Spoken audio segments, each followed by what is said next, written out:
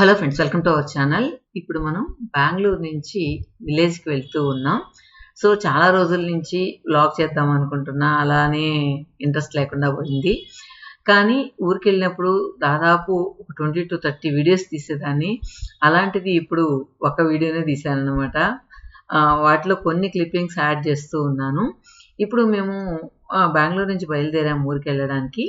వెళ్ళే దారిలో పూజీ ఒక ప్రాజెక్ట్ తీసుకుంది. సో దానిలో తను ఇంటీరియర్స్ అంతా చేయిస్తుందనమాట.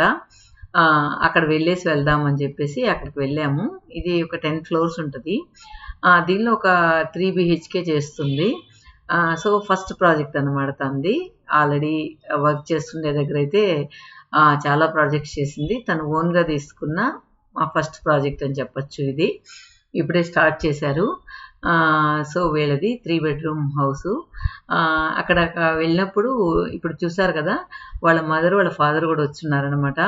వచ్చిన తర్వాత ఇట్లా మేము పూజకి ప్రపోజల్స్ అన్ని చూస్తూ ఉన్నాం. యాక్చువల్గా వీళ్ళు కూడా నెల్లూరు వాళ్ళే.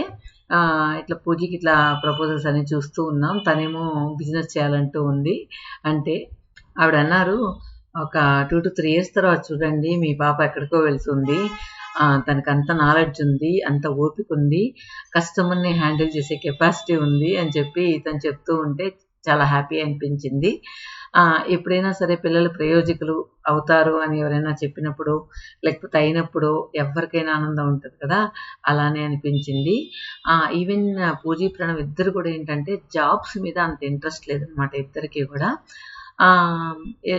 వాళ్ళు ఏదైనా సరే ఓన్గా చేసుకుని వాళ్ళ కాళ్ళ మీద వాళ్ళు నిలబడాలి అనేది ఇద్దరికీ ఉంటుంది. ఎప్పుడు కూడా పేరెంట్స్ డబ్బులతో హ్యాపీగా ఎంజాయ్ చేద్దాం అనేసి అస్సలు ఉండదు అనమాట. అలా మేము వాళ్ళకే వదిలేసాం. ఎందుకంటే ఎప్పుడు కూడా మనం సంపాదించుకున్న సంపాదనలో ఉన్న హ్యాపీనెస్ పేరెంట్స్ ఇస్తేనో లేకపోతే ఇంకొకళ్ళు ఇస్తేనో ఉండదు. అదే మేము పిల్లలకు చెప్తూ వచ్చాం. సో అదే వాళ్ళు కూడా ఫాలో అవుతూ ఉన్నారనమాట. అది అలా వాళ్ళు ఫాలో అవుతూ ఉన్నప్పుడు ఆ మాట విన్నప్పుడు చాలా హ్యాపీ అనిపిస్తుంది. తర్వాత ఊరికైతే వచ్చేసాం. మా అమ్మ కుండలో చిన్న చేపల పులుసు పెట్టి రెడీ చేసి పెట్టిండింది అనమాట. ఇక్కడేమో సమ్మర్ కదా, ఇక ఉప్పు మిరకాయలని అంటే మజ్జిగ మిరకాయలు అంటాం కదా, అవి ఇంకా ఇయర్లీ వన్స్ చింతపండు, మిరపకాయల కారం, పసుపు, ఇవన్నీ కూడా ఊర్లో సమ్మర్ వస్తే అందరూ ఫుల్ బిజీగా ఉంటారనమాట. వడియాలు పెట్టడం, ఊరగాయలు పెట్టడం, ఇలాంటివన్నీ చాలా బిజీగా ఉంటారు.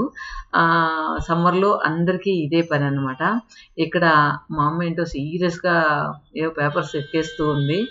అమ్మ ఎప్పుడు కూడా ఏంటంటే ఖాళీగా ఉండడం నచ్చదు. నా కాళ్ళు చేతులు ఆడిన రోజులు నేను ఏదో ఒకటి కష్టపడుతూనే ఉండాలి అనే కాన్సెప్ట్తో అమ్మ ఉంటుందన్నమాట. అలాగే ఎందుకమ్మా నీకు ఏదైనా కష్టం అంటే కూడా వినదు, అలానే కంటిన్యూ చేస్తూ ఉంటుంది తన వర్క్. ఇప్పుడు మనం జాంకాయ కలర్ బాగుంది, కలర్ బాగుంది. అదే తిత్తిరక పూసేసిపోదు, నేను కలిపేస్తా.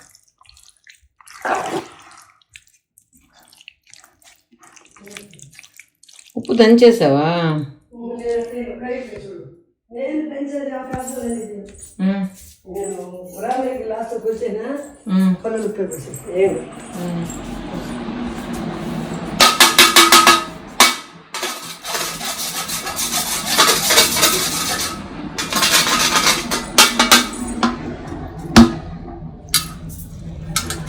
ఏం కలుపుతావు? చెమ్మెట్టు అసలు ఉప్పు కదా, ఉప్పు జోడొస్తుంది కాయ.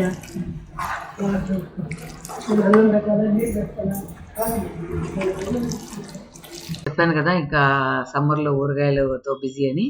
అలాగే ఈరోజు చిన్న బద్దల పచ్చడి జానకక్క పెట్టింది అనమాట.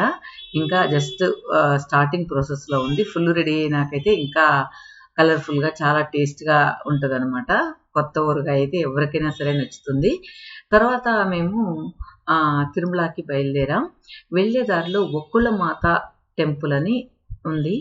అది వెంకటేశ్వర స్వామి అమ్మ గుడి అన్నమాట. ఇది చాలా పురాతన గుడి.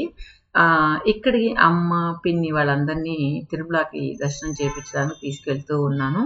యాక్చువల్‌గా లాస్ట్ ఆగస్ట్‌లో తిరుమలకి నడిచి వెళ్ళాం గదా!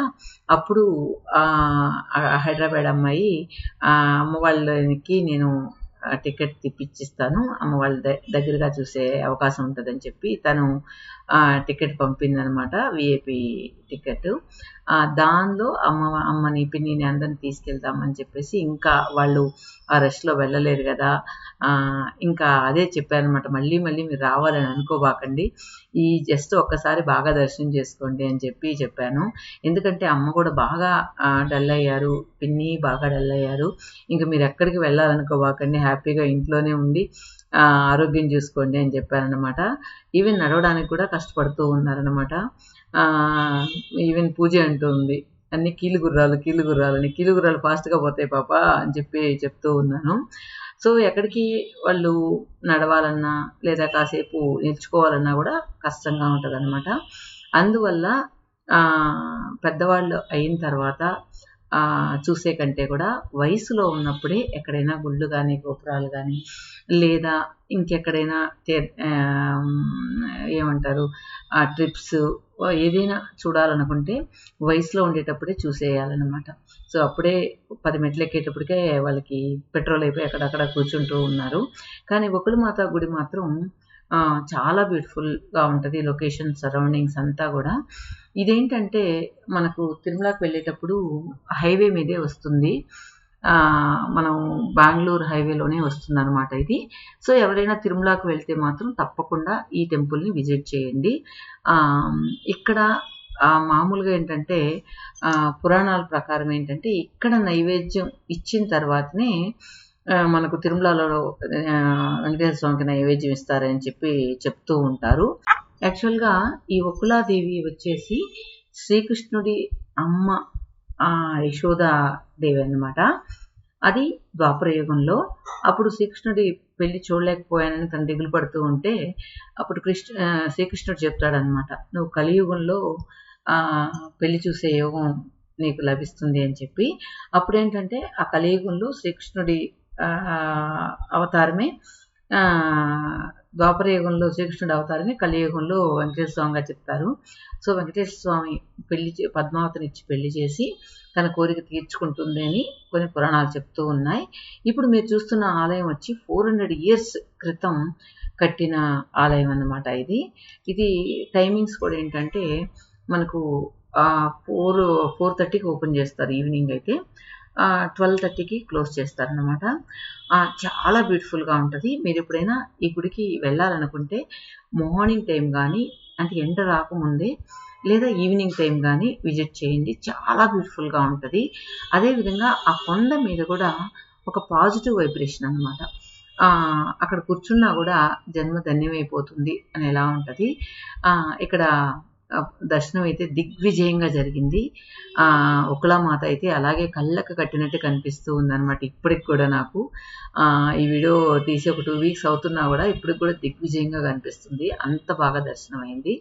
సో, అమ్మవాళ్ళు ఇంక మళ్ళీ రాలేరు కదా అని చెప్పేసి ఫస్ట్ ఒకుళమాత దర్శనం చేసుకున్న తర్వాత ఇప్పుడు మేము తిరుమలకి వెళ్తూ ఉన్నాం. ఇదేంటంటే తిరుమలకి వెళ్ళేటప్పుడు మీరు ఆ సరౌండింగ్స్‌లో ఖచ్చితంగా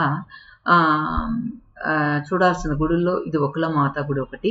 తర్వాత మీరు గుడిమల్లం అని ఉంటది. ఇవన్నీ కూడా చాలా దగ్గరగా ఉంటాయి. చాలామంది వెళ్ళరనమాట. తెలియక కూడా పోయి ఉండొచ్చు. గుడిమల్లంకి వెళ్ళొచ్చు. కాళహస్తి అంటే చాలామందికి తెలిసే ఉంటది. గుడిమల్లం తప్పకుండా విజిట్ చేయండి. అక్కడ కూడా చాలా పవర్ఫుల్ టెంపుల్ అది కూడా, గుడిమల్లం కూడా. తర్వాత ఇంకొకటి మనకు కాళహస్తికి వెళ్ళే దారిలో వెంకటేశ్వర స్వామి కూర్చొని ఉంటాడనమాట. ఆ టెంపుల్ కూడా చాలా బ్యూటిఫుల్‌గా ఉంటది.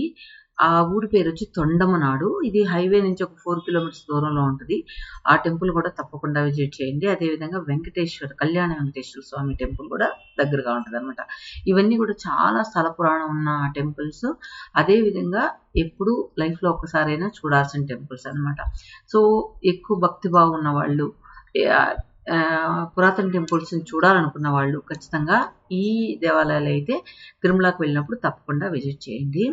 ఇక్కడ ఇది వచ్చి పెద్ద రాతి కొండ అన్నమాట. ఈ రాతి కొండని మలిచి పైన కట్టారు. ఇది రీసెంట్గానే కట్టారు. ముందైతే పాత దేవాలయం ఉండేది. ఇది ఇప్పుడు రీసెంట్గా బాగా డెవలప్ చేశారనమాట. ముందైతే మనం చాలా లాంగ్ బ్యాక్ పాత గుడిని కూడా చూపించాను రెనోవేషన్ చేయకముందు. అది దాన్ని రెనోవేట్ చేశాక ఆ విగ్రహాన్ని మాత్రం అలానే ఉంచి గుడిని మొత్తం కూడా తీసేసి మళ్ళీ కట్టిన గుడి అనమాట ఇప్పుడు మీరు చూస్తున్నది. తర్వాత మనం ఇప్పుడు తిరుమలకి వెళ్తూ ఉన్నాం. అక్కడికి వెళ్ళాక నెక్స్ట్ వీడియో మీతో షేర్ చేసుకుంటాను. ఓకే ఫ్రెండ్స్, ఈ వీడియో మీకు ఎలా అనిపించింది కమెంట్స్లో చెప్పండి. Thank you for watching.